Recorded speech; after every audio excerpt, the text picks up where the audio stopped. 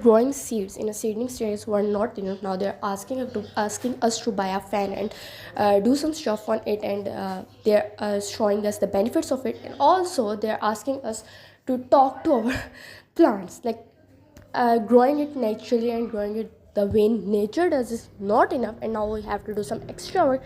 You know what, these guys are making planting, gardening difficult. It's so easy, it's cool, it's not time taking, it's just cool. You can do it with your other works as well. You do not need to do all that course to make your plants healthy and lively. Just do it like mother nature, just please.